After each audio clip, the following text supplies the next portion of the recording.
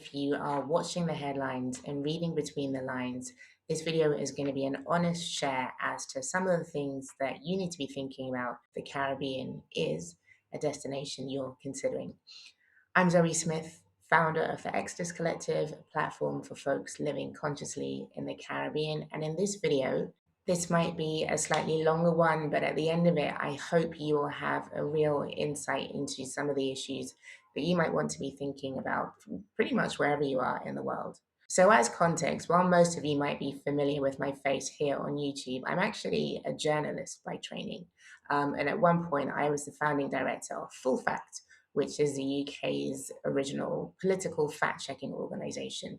I also worked at the Financial Times as a fact-checker back in the early 2000s. So when it comes to news and when it comes to really wanting to be sure that information is correct, that's kind of my default. So when it comes to the situation in Iran and the wider Middle East, I know that many people have been talking about this online, and seeing the reaction from people in the comments, I'm very much aware that there is an accusation of scaremongering, of being a conspiracy theorist. So I particularly have held off from falling into that accusation just because, these are sensitive times and many people don't want to be triggered. But a few weeks ago, given that I'm a single mother responsible for the lives of two young children here in Grenada, I realized that forewarned is forearmed. And although I'm not in newsrooms anymore, what I do have access to are a range of sources that I rely on. But I didn't really want to take what they were saying for granted. I actually took the slightly unusual step of going to around 4 or 5 different expert opinions and running them through AI to basically contextualize the information that they were sharing. Because again, when it comes to my understanding of what we're dealing with, I want to make sure that I have the most accurate information, that I'm not being led astray by people who just want clicks or who want ad revenue.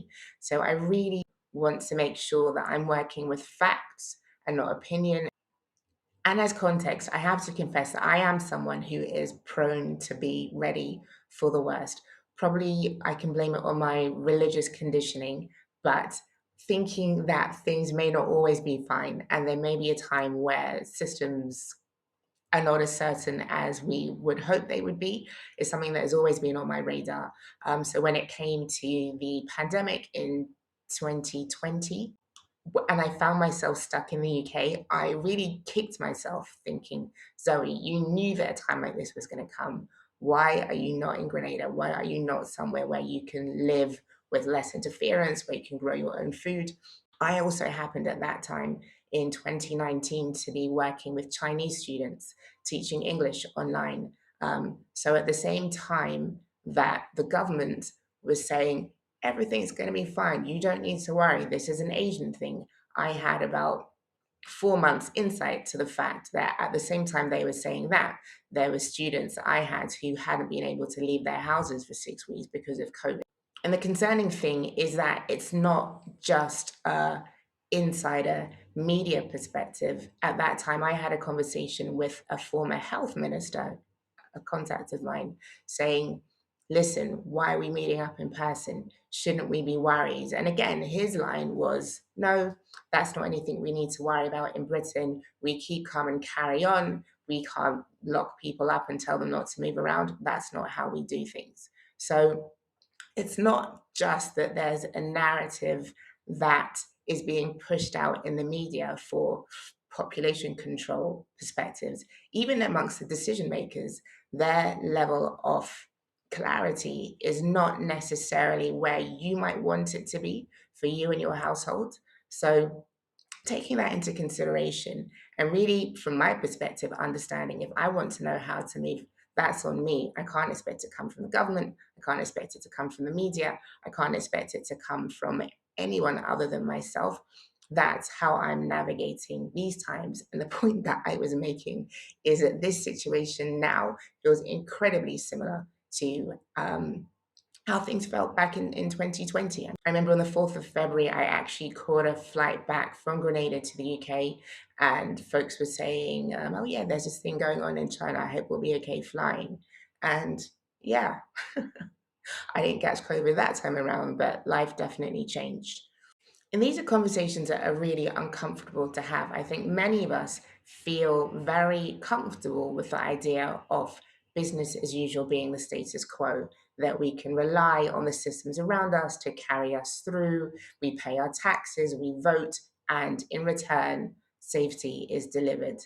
But when you look at the signs and you join the dots, chances are that might not necessarily be the case. And now, compared to 6 years ago, we actually have data that can tell us what happens when those assumptions are given freely to people, institutions that actually often operate on different motivations. So I definitely want to avoid being a chicken licking. And yet, still, the data is what the data is. And I'm definitely very aware that on YouTube, quite often you're just sitting there scrolling through, you click on a video, and before you know it, you're getting information that you weren't necessarily ready for. I would much prefer people to opt in to these conversations rather than stumble across information that they find triggering and have absolutely no capacity to integrate. And I think at moments like these, where there are so many aspects to take into consideration, where things are very nuanced, where it really requires space to think and reflect. Me, by training, I'm a journalist. I write. I work through concepts and ideas through text.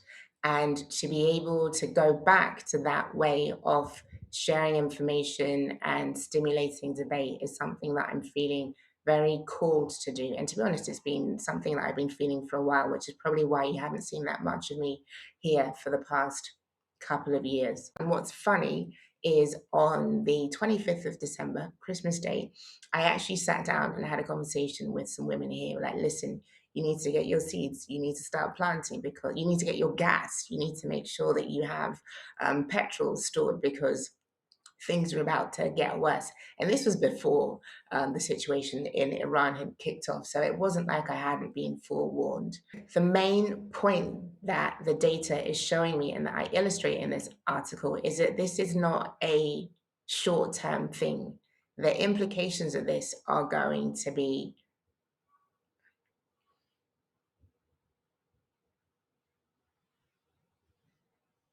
the implications of what's happening is not going to have a fast turnaround. It's not going to be from one day to the next or 1 month to the next. Everything is back to business as normal. And especially in destinations where you're dependent on imports, whether that's an island like the UK or the Caribbean, that has a very significant impact on how you live. And for me personally, having seen firsthand what happens in the aftermath of a crisis, whether it's being on the ground in London a few hours after the Grenfell tragedy, or here in Grenada, seeing how communities were affected in the aftermath of Hurricane Beryl. The one thing that I am absolutely not willing to do is to put my family's future on the line by not having a plan in place when things go a little bit topsy turvy, because the idea that the systems that exist are going to be able to save and support you is a complete misnomer. I've seen families stranded without electricity for months because systems weren't in place to get them the support that they need. And, in a developing island, things are stretched. And to be honest, in the UK, sometimes things don't necessarily work that much better. People are often shocked when I say that I'm an anarchist. I think they think that means that I'm running around trying to burn things down, which is absolutely not the case. If anything, it's the opposite. From the way in which I see human beings having always existed for the vast majority of our time on the planet, we haven't always existed with centralized government and putting all of our faith in people who sit in buildings that we never see. When we operate as families or tribes or neighborhoods, it's always within small groups where relationships can be managed, where we have opportunities to have a say, to know what we're giving and what we're taking, where exchange is exceptionally commonplace. And so 6 years ago, during the pandemic, I was writing a series called Build Back Better. How funny is that? Which was based on the somewhat naive assumption that when things fell apart, it would create an opportunity for us to reimagine and rebuild systems that worked in slightly less inequitable ways. As we can tell, that didn't quite happen. But the principles of what it looks like to build in sovereignty when it comes to understanding what resilience looks like, when it comes to understanding what it looks like to be less dependent on systems that you have absolutely no control over, is something that I'm now looking to take from theory into practice. I don't think there's any way in which being faced with likely uncertainty in how I'm going to feed my kids, I can just sit down and write articles and make YouTube videos about it. That would be criminal of me. I do have half an acre of land up in the countryside that those of you who have been watching since 2020 will know that I talk about far too much and actually haven't done anything about. But I think, sometimes things happen that force you to take the decisions that you've been putting off for a while. And I know many of you, many people that I speak to in my one-on-one consultations also are, you've had this idea of moving for ages, you thought about it, you've planned, but you haven't actually taken the decision. But then sometimes things happen that just make it go time. And for me, that moment is now.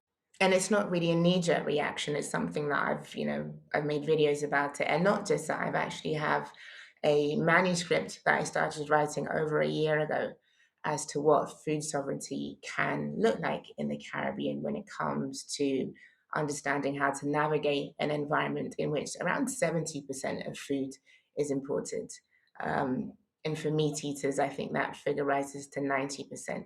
So understanding that that is what business as usual looks like in a normal environment, understanding how to navigate that in the face of climate change, how to navigate that in the face of a natural emergency, whether it's floods or whether it's a hurricane, to me seems like a sensible way to factor in the risk that comes from living in a destination that's on the front lines of climate change.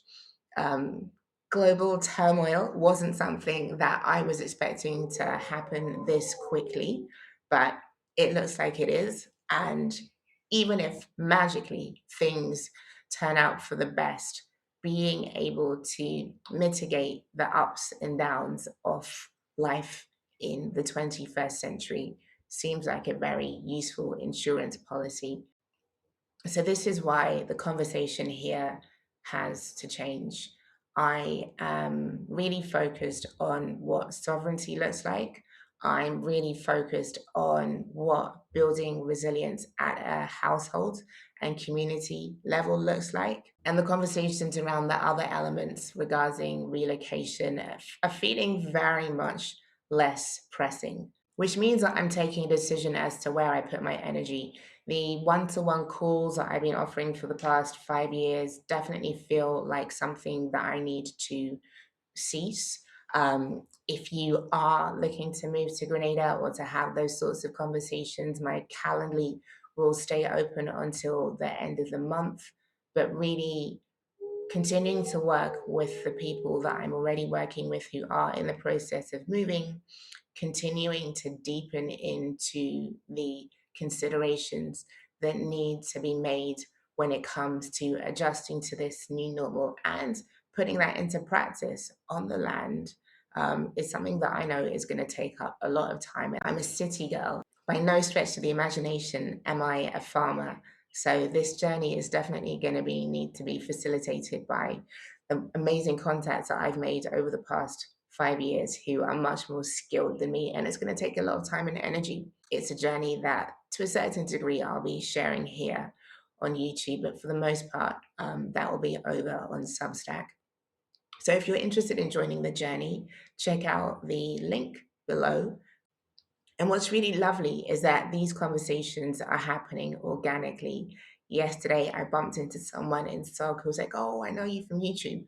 And she was telling me about how her children in their 30s and 40s were in the process of leaving London and coming back to Grenada to grow food and to farm collectively as a family. So I think the writing has been on the wall for a long time. Perhaps this current situation is just shining a brighter light on it. Um, a lot of these shifts are probably necessary, but I don't think a lot of it is going to be nice or easy. But often we don't have control about what happens to us. We just have control as to how we react to it. And I think that is a really important lesson. And to be in the situation where it stops being something that is theoretical and actually becomes practical seems to be the time in which we are in, and ensuring that I am authentic in acknowledging that shift and shifting how I show up accordingly feels like something that it was necessary to explain to you all. So I really want to thank everyone who's been here for the journey. I haven't been posting regularly. Real life here in Grenada has taken up a lot of my time, but I am hugely thankful to those of you who've been watching since day one, when I was on my sofa back in the UK during the pandemic. In some ways, it feels like a huge amount of time. In other ways, it feels just like yesterday, but it's definitely been an interesting journey. And the point where things are at now really feels like a deepening that probably has been long overdue. So, yeah, I wish all of you well. I wish all of us well, as we adapt to what is coming. Some of us are going to be more affected than others, but a lot of these shifts in the way in which we consume and how we show up in our relationship to the land and nature are probably going to be ultimately for the good. So I look forward to seeing how that unfolds, and I will definitely keep you posted.